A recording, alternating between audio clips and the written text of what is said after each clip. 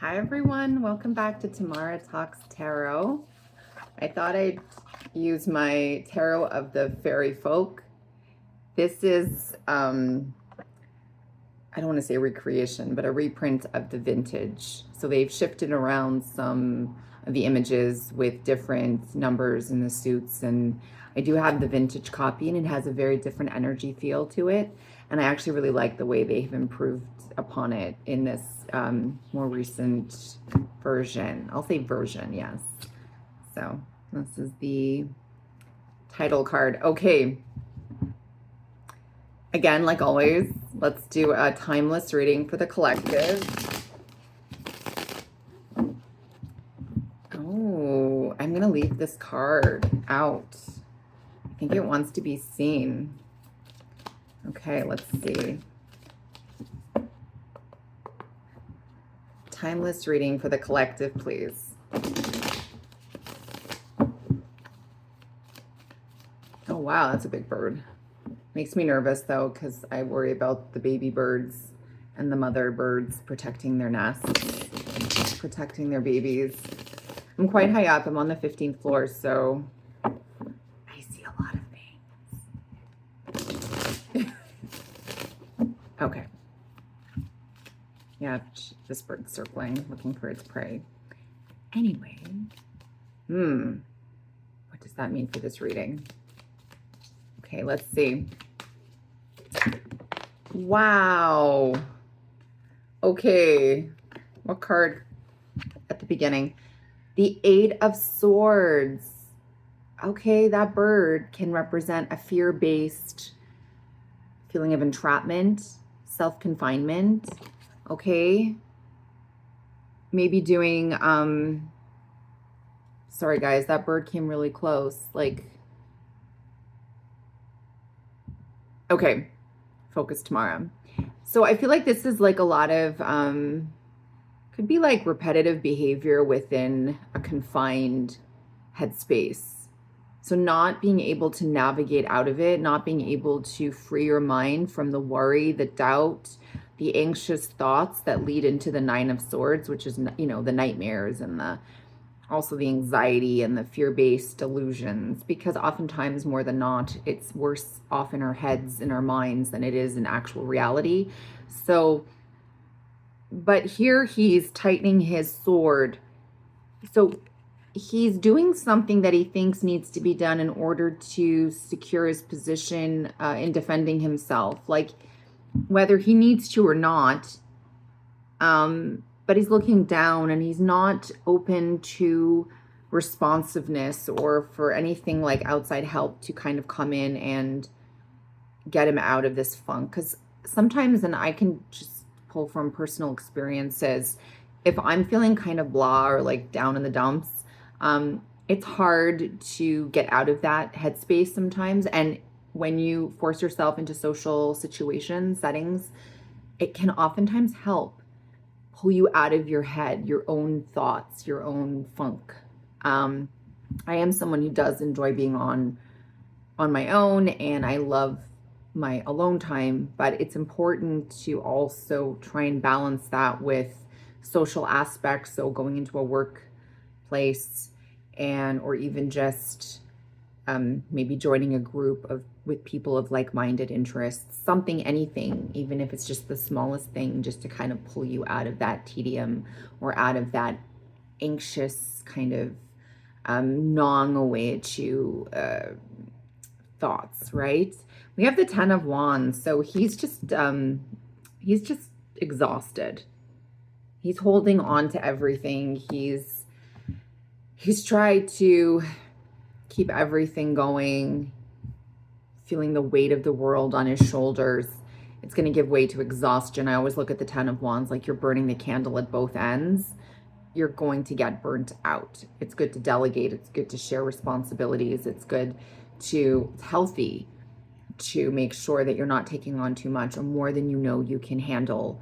Coping mechanisms are essential. Some people can handle more than others. Some people are better at multitasking than other people. Some people can do X, Y, and Z. Other people can do A, B, and C. You know what I mean? Like everybody's different at different things, and everybody has their own strengths and weaknesses. So even if you're don't compare yourself. But if you are comparing yourself to someone else, why can't I do that? They're doing so much and they seem to have it all together. Well, we don't really know what goes on behind closed doors, right? We don't really know how well or not so well that person's handling things. They may appear a certain way, but it could just be a facade. So make sure that you are paying attention to your body, your own mental health, and your own physical energy, like what you're able to put out there, because it's okay to admit that you need help. It's okay to admit that you need respite.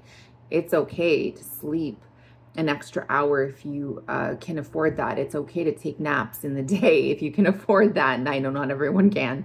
But my point being is it's okay to give in. It's not really giving in. It's just it's listening to your body and helping your body cope in a time where it's feeling a bit of like duress. And here we have the Nine of Swords. I didn't even look to see what this last card was until now. So, oh my gosh. So the Eight of Swords, the Nine of Swords. Yeah, she's kind of just waiting for something to jump out of the shadows, and then it never does. So how does that feel? Are you disappointed? Would you be disappointed? This is a lot of staying stuck I'm getting so far from this reading. A lot of staying stuck in your headspace, in the mental capacity that you feel like is allowing this to occur, to continue. This is just sheer exhaustion, sheer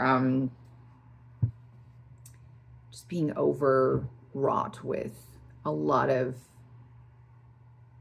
worry and confusion. Okay, tell me more, please. How do we get ourselves Ace of Cups. This is a spiritual card. This is about love, the relationship that you have with yourself, not necessarily with another, although it could be, or with others. It's your capacity to love, your spiritual connection with the divine, to the divine, and also the ability to connect spiritually to others. I think you need to, and it's interesting because I did a reading yesterday. I don't believe I posted it for whatever reason, and I think it had sort of a similar message from a different deck, that you need to look inwards and you need to maybe have a belief system and reconnect with your spiritual, the aspects of yourself that maybe have otherwise lain dormant.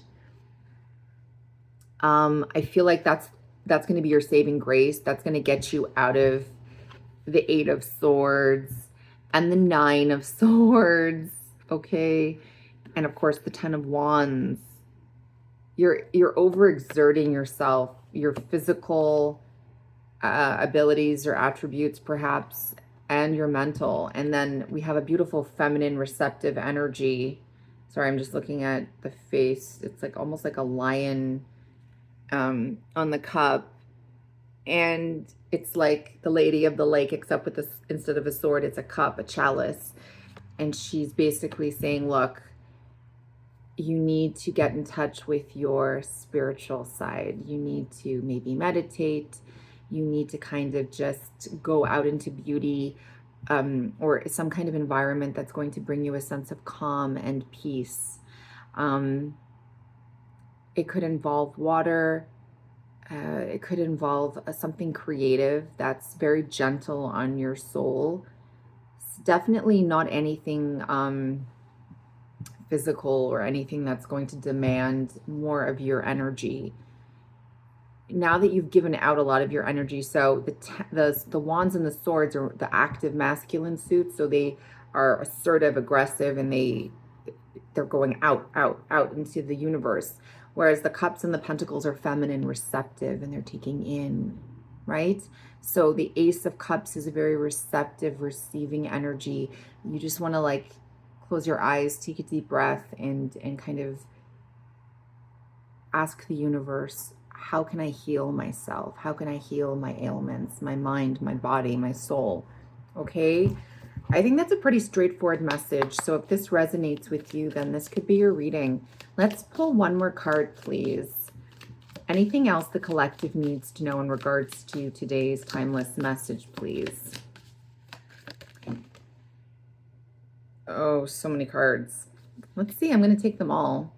And by the way, that big falcon or whatever big kind of hunting bird it was has since flown away. So maybe as we're talking about feeling mentally confined, those energies are sort of slowly starting to lift and dismantle. I'm seeing the devil that caught my eye first. So yeah, you're definitely, and that's what I got from the Eight of Swords. You're in this repetitive cycle. I don't know if maybe you suffer from a bit of obsessive compulsive disorder or something that's keeping you stuck in the cyclical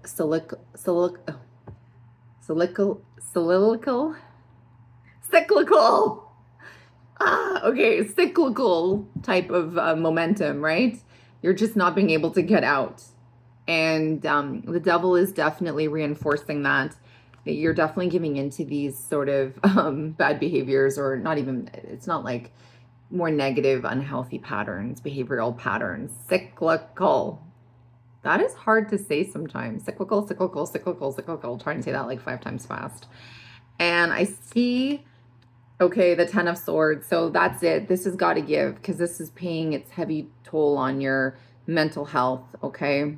This troll is telling you that, yeah, this is kaput. This can't keep going on. The Chariot is telling you to move onward and upwards.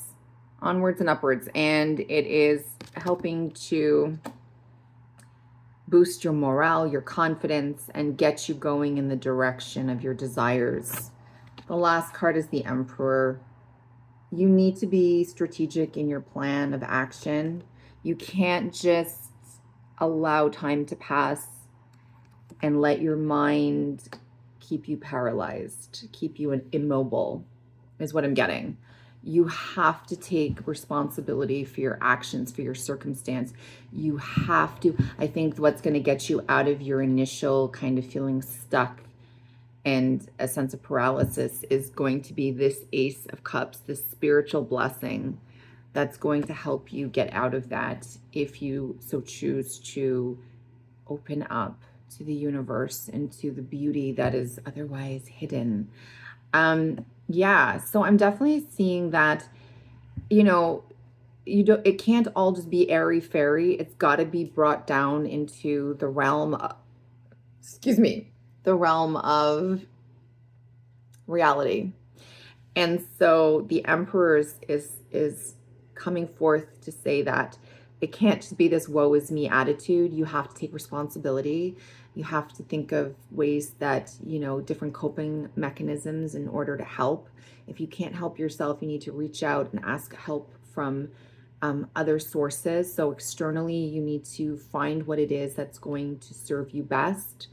There's so much to be done that staying stuck in this repetitious type of hell you've created for yourself is not the answer, because if it was, then you wouldn't be feeling what you're feeling, which is probably not very good if this is your message. So please have a plan, a structure, something you can go by, give it to someone else and ask them how you can best navigate through your situation, your current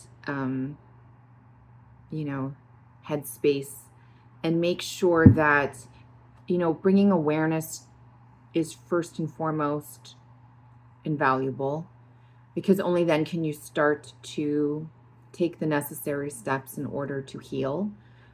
And I think that this is a really lovely reading because we all go through periods of time. Don't ever compare yourself. We're all going through our own stuff. And so it's important to be aware of what is going on, to acknowledge it, and then to seek help if necessary, or if you're able to help yourself, whatever the case may be.